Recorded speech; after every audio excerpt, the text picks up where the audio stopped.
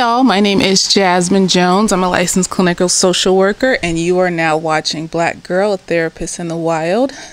Dr. Maya Angelou passed away in May of 2014, and the woman was a visionary. She had a hard life, being a sex worker at a young age, a madam of a brothel, having to take care of herself and her children, and she grew into this amazing woman who wrote this poetry and books and was very outspoken in her beliefs. One quote specifically that she wrote has stayed with me for years, and that is, when people show you who they are, you have to believe them the first time. That quote has stuck with me ever since I was young, like high school age. I think Oprah had Maya Angelou on her show at one point, and she did like a whole segment about that quote. And in this video, I just like to discuss what that quote means and how it's applied to mental health, how it's applied to just everyday living, how it's applied to the people that you invite into your life and into your world. Yes, I'm a little sweaty. I think I'm always glistening a bit because I'm just a glistening bitch. But today is even worse because the lights are on, it's hot, and I'm sweaty. So please excuse me if I'm wiping the sweat off my forehead. The lights are not helping, but it's way too dark without them on. So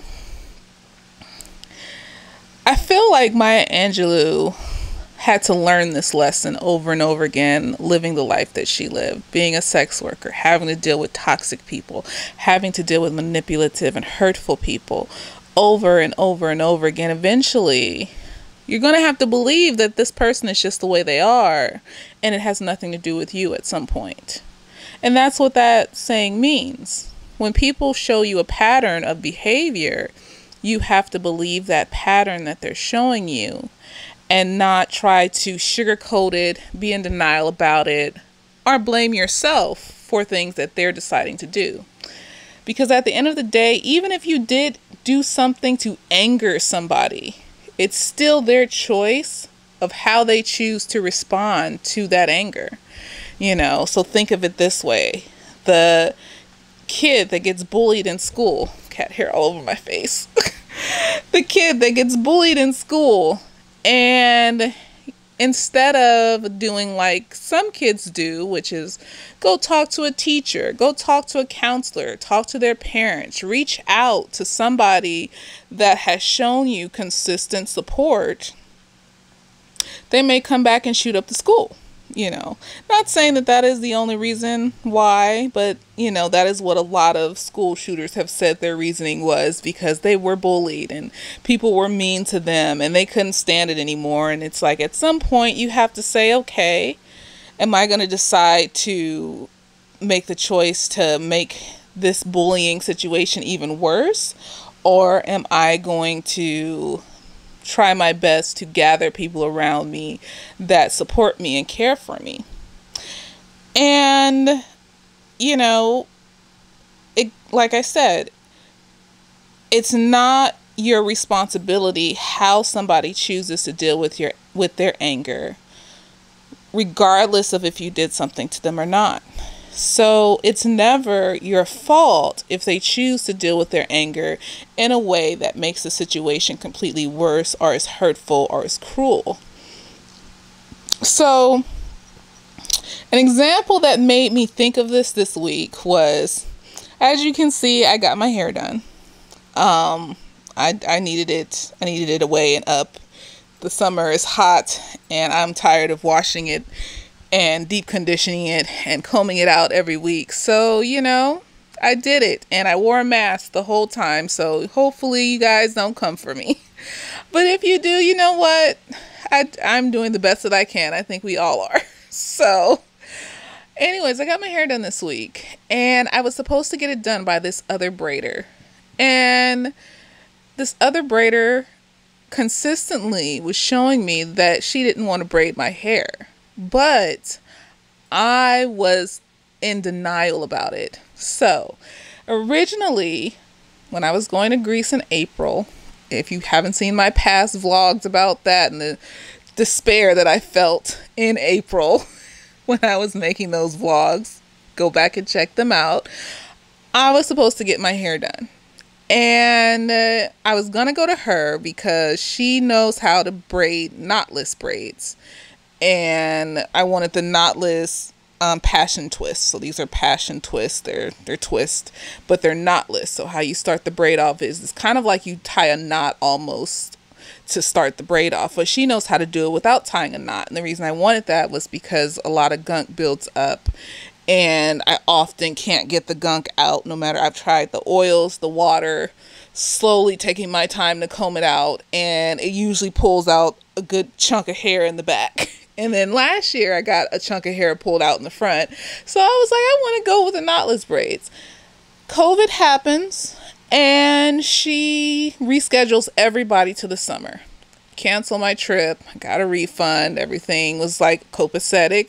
And I was like, well, let me reschedule to June 28th, because if everything's cleared up, I can still go to Hawaii in July, because I had planned to go to Hawaii in July. I was like, I'm going to take that refund money and I'm going to schedule me a trip in July to Hawaii, because it's still, America, even though I personally think Hawaii is its own country still, and it was stolen from those people. But, I was going to do that. So, come the couple weeks before, I send her a text to verify our appointment. She doesn't respond. And I'm just like, okay, she accepted the appointment at first. So she accepted the appointment when I made it and she scheduled it. So she accepted it first in April. So this was all confirmed then. So I verified about a week or so before, maybe it was 2 weeks before.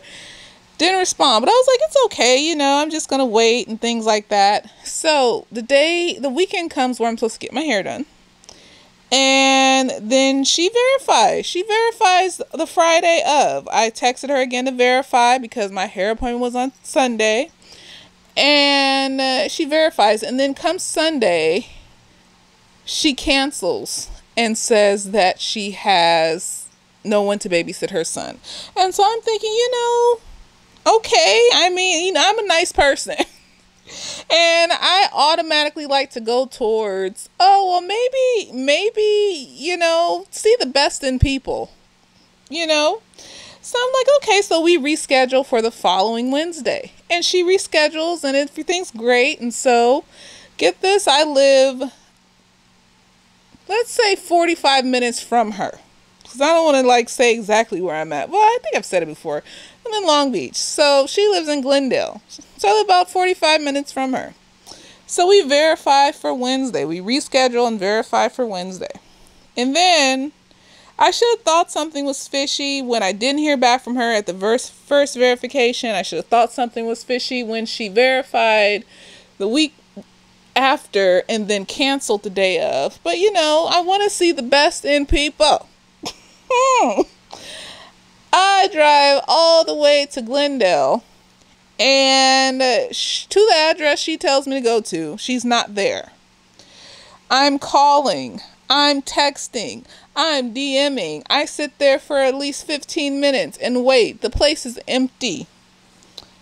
And I can feel the heat rising, because most importantly, I feel dumb at this point. I have gotten signs to say that this person probably wasn't going to follow through. But I had to go through this to remember that when people show you who they are, believe them the first time. I'm getting angry. I forgot the whole saying. See? So what I do is I call on somebody who has been consistently reliable for me when doing my hair.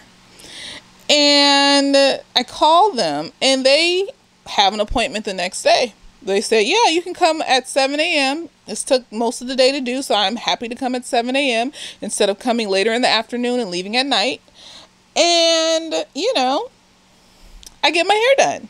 And the only reason like I said, the only reason I was going to the other person was because she specialized in knotless, and I wanted to give it a try to see if maybe that will keep my hair together and not have the buildup around the ends where the knot is, like the buildup from your hair products and dandruff, because I have dandruff and things like that. And maybe I can just undo it and it won't be a problem.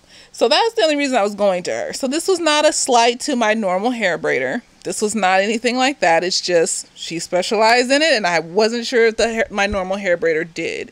Come to find out, my normal hair braider does know how to do it, but not on passion twists. Or it's more difficult to do it on passion twist or something like that. So I'm fine with that. I just get passion twist, and I thank her over and over again for being able to do that for me. She's a wonderful person. But I say all this to say that if I had believed this person for who they said they were, maybe the second time that I noticed that there was something fishy going on, I probably wouldn't have ended up driving all the way to Glendale and then having to drive all the way back to Long Beach and look like a damn fool. So I'm more angry at myself for not recognizing that this person was kind of shysty. And also the fact that I prepaid. I prepaid $120 and she didn't give me my money back. I got no refunds. I didn't hear from her. She never picked up the phone again. So yeah. I've been through worse with people that have consistently shown me that they're not good people. But, you know, you get to a point in your emotional healing where you feel like, well, I can recognize this now. I'm not going to go through this again and da-da-da-da. No, no, you can be fooled over and over again. But it made me realize once again that this is something that is going to be a consistent thing that I need to work on. One of the things that I've noticed is that when you go through trauma, I've been through a lot of trauma, is that you start to feel like you are overthinking things because you know kind of already that you have anxiety and you overthink things. Or you start to feel like it's your fault that this person is consistently doing these negative behaviors over and over again. Oh, this is my fault. I must have caused this. I must have sounded rude. Because I felt like maybe in the text messages I sounded rude. I tried to send as many thank yous as possible and all this other stupid shit that I do when I feel like I'm sounding rude. But no, I just realized this person's just not the greatest person. And I have to stop doing that. And so do other people with trauma. We have to stop. Trauma, anxiety, low self-esteem, have to stop blaming ourselves for other people's issues. And that is the biggest reason why we allow people to walk over us, is because we think it's our fault. We think we caused this, and another person kind of sort of makes us feel like it a lot of the times. You know, if they're manipulative, if they're hurtful, if they're rude, if they're mean, they will blame you for the fact that they screwed up. And, you know, that's called gaslighting. So understand when you're being gaslit. Understand when this is a pattern of behaviors. I tend to give people about 2 or 3 chances, you know, as long as it doesn't affect me in a dangerous way or affect me in a way that wastes my time. This person I didn't really know, so I was really thinking that things were coming up. There were issues and we were rescheduling and all this other stuff. No. It was just a person that was showing me who they were, and I didn't want to believe it. So when you set up boundaries for yourself, you have your conditional boundaries and your foundational boundaries. Your foundational boundaries are what you build your house on. If your foundational boundaries are shaky and you don't stick to them, your foundation will be moldy. It'll leak up into the house. The house will fall apart. Foundational boundaries for me: honesty, loyalty, kindness, consistency, financial stability. It doesn't have to be a lot. So I'm kind of blanking on the other stuff. Godly. I like people around me that are godly.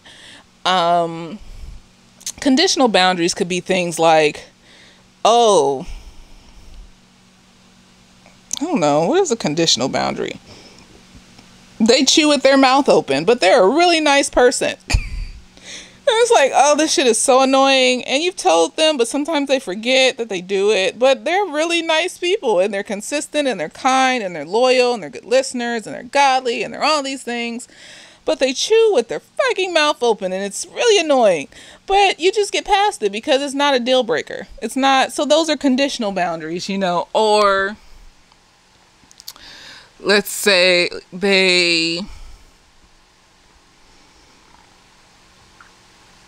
I don't know, what could be, like, maybe you're an introvert and they're an extrovert. So they always want to go out and do stuff, and sometimes you need to just kind of decompress and shit. And so you compromise on that. So conditional boundaries can be compromised on. Conditional boundaries, you know, can be let go. Like, it's not that big of a deal to end a friendship on. But when you see your foundational boundaries being broken, consistency, in this case, consistency and honesty, you know, and you see it happening in a patternistic way where it's happening more than once. So let's say one time you invited them somewhere, you were supposed to go somewhere, and they flaked. Okay, it happens once in a while, once in a blue moon. Okay, it's happening every single time you want to hang out with this person, or it's happening every third time you want to hang out with this person. That's a pattern. And then we have to sit down and say, you know, I noticed that, you know, you flake a lot when we go out, and I'm just wondering, is everything going okay? You know, if you don't want to go out and do stuff with me, that's okay, but you gotta let me know, because I'm planning stuff, I'm getting there, and you're not there. Or you're canceling the day of, or an hour before, or something like that. So looking at what are the patterns that you're seeing when your foundational boundaries are being broken. And I'll make a video on foundational boundaries just to kind of talk about them a little bit more. But that is how you start to see who a person is showing themselves to be, you know. Like I said, I give people about 3 chances to break those boundaries.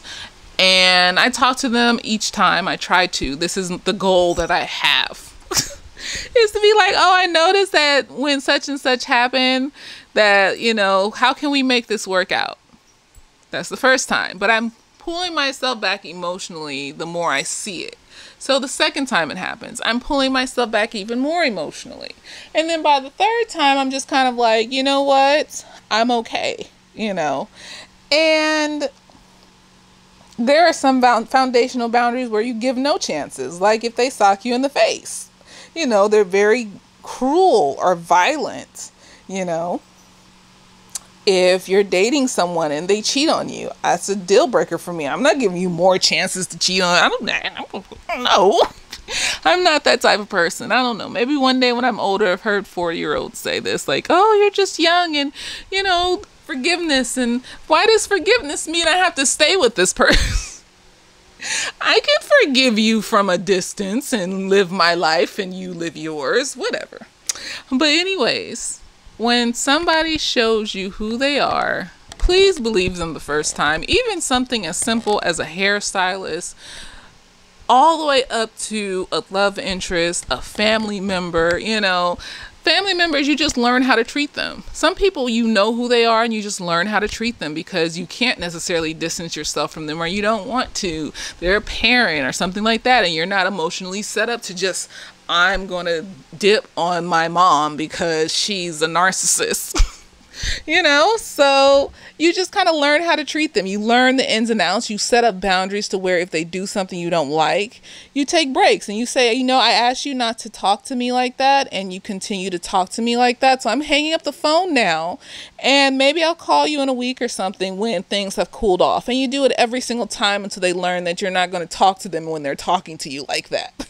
You know, it's kind of like training a child. You know, the child eventually understands the punishment when they do something wrong.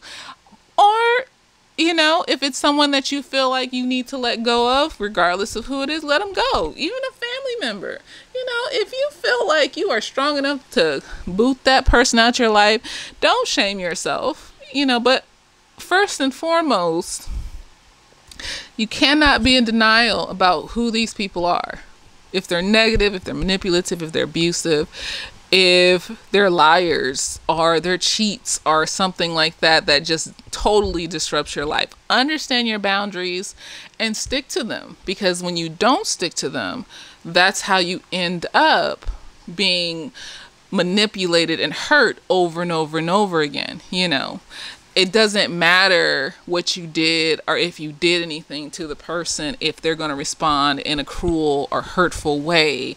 And it's a pattern that they're doing this, you know, like I ate your leftovers and I don't know, you think I ate your leftovers and you hit me in the face. Does that go together? Like, let's talk about it. I can get you some more of this food that you're upset about. Like, why are you this upset that you would become violent? See, that's not my fault that you're violent. And that would be something for me to just leave. Like, but we wouldn't get to that point where we would be in the same vicinity of having leftovers. Because I would have hoped that I would have seen this pattern beforehand, that you get extremely angry over simple things that could be dealt with a conversation. And I would just been like, I gotta go. I don't do that. I'm not a violent person. So yeah. Like I said, I think Maya Angelou probably went through a lot of different things in her life before she came upon that kind of enlightened statement. That's an enlightened statement, you know? And we hope that as we get older, people don't necessarily have to go through certain things in order to understand that. They can just watch a movie or learn it from their parents or something like that. But being a sex worker, you go across many manipulative, negative people that take advantage of you, and you have to start to recognize that I'm tired of being taken advantage of. And that's what it's about. Are you tired of being taken advantage of? Because it sounds like Maya Angelou got to a point where she was tired of taking advantage of. You know, I'm tired of getting taken advantage of, even though I probably shouldn't have done what I did and believed what I believed and denied what I was denying. But these are lessons, and I took that as a lesson, something simple that wasn't going to be earth shattering. It didn't change my world, but it was a lesson, you know. And I'm glad that it wasn't earth shattering. It was just enough for me to remind me of the path that I'm on when it comes to healing. And I hope that this video helps remind you of your path to healing as well. Later days. Oh, she made.